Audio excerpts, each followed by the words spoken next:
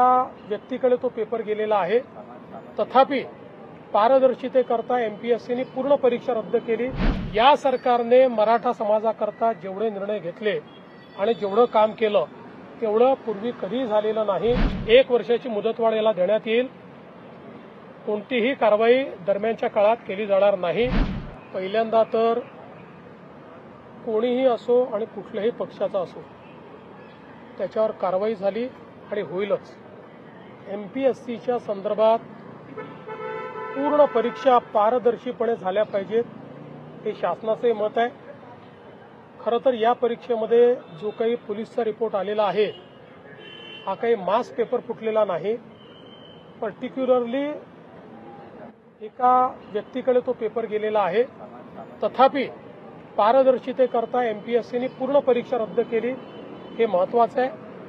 आता याच्यामध्ये विशेषतः परीक्षेच्या संदर्भात रिफॉर्म्स करण्याकरता एक समिती आपण तयार केली आहे। एमपीएससीलाही अंतर्गत रिफॉर्म्स करण्याची विनंती आपण केलेली आहे।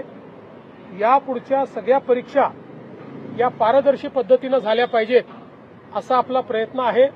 त्याकरता एमपीएससीला पाहिजे ती मदत ही राज्य सरकार करणार आहे।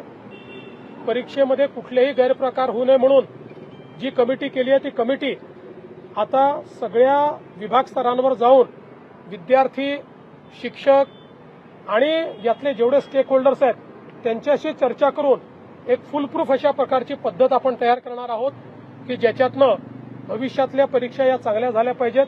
हा आपला निश्चितपणे या ठिकाणी प्रयत्न आहे। पण हे होत असताना काही लोक केवळ याच्यावर जो काही राजकारण करण्याचा प्रयत्न करतायत ते देखील योग्य नाहीये। खरं म्हणजे नवनाथ बन यांनी हा नेमका कोणाचा कार्यकर्ता आहे हे अनेक फोटोंसहित दाखवून दिलेलं आहे। त्याची पार्श्वभूमी आता सगळ्यांना माहिती आहे। त्यामुळे विनाकारण याच्यावर राजकारण करू नये असं माझं मत आहे। राज्य सरकारने मात्र हे आता मनावर घेतलेलं आहे। पुढच्या परीक्षा पारदर्शित झाल्या पाहिजेत या दृष्टीनं व्यवस्था आम्ही उभ्या करणार आहोत।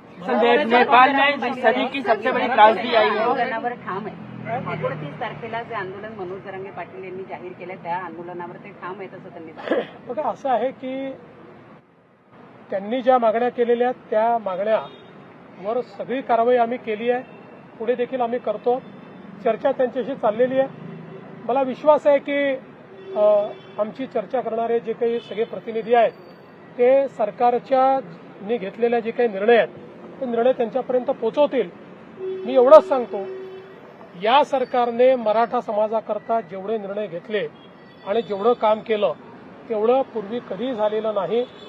2014 नंतर 2026 पर्यंत आमची जी महायुतीची सरकार आहे त्या सरकारनेच मराठा समाजाच्या हिताचे निर्णय घेतले आहेत।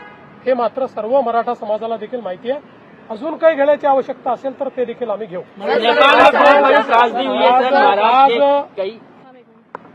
आज मुंबईतल्या ऑटो चालक, टॅक्सी चालक संघटनेने माझी भेट घेतली आणि हाजी अराफात यांच्या नेतृत्वात ही भेट झाली। त्यावेळी त्यांनी पहिल्यांदा तर हे सांगितलं की महाराष्ट्रामध्ये जुजबी मराठी का होईना हे आलं पाहिजे याचं आमचं पूर्ण समर्थन आहे आणि ते शिकण्याचा प्रयत्न आम्ही करतो। कशा पद्धतीनं त्यांनी प्रयत्न केला हे देखील त्यांनी सांगितलं आणि भविष्यातही हा प्रयत्न आम्ही करत राहू। पण वेगवेगळ्या वयातले हे जे काही टॅक्सी चालक, रिक्षा चालक आहेत यांना इतक्या कमी वेळामध्ये जुजबी मराठी शिकता येईल हे काही योग्य नाही, शक्य नाही आणि म्हणून आम्हाला वेळ वाढवून द्यावी अशा प्रकारची मागणी त्यांनी केली। त्यांनी 1 वर्षाची मुदतवाढ मागितलेली आहे। मी आज हा निर्णय केलेला आहे की 1 वर्षाची मुदतवाढ याला देण्यात येईल। कोणतीही कारवाई दरम्यानच्या काळात केली जाणार नाही। या 1 वर्षात त्यांनी हा निर्णय केलेला आहे की वेगवेगळ्या प्रकारे क्लासेस तयार करून, वेगवेगळ्या प्रकारचं लिटरेचर तयार करून आणि जुजबी मराठी जी आहे ही सर्व ऑटो चालक आणि रिक्षा चालक आणि टॅक्सी चालकांना ते शिकवतील.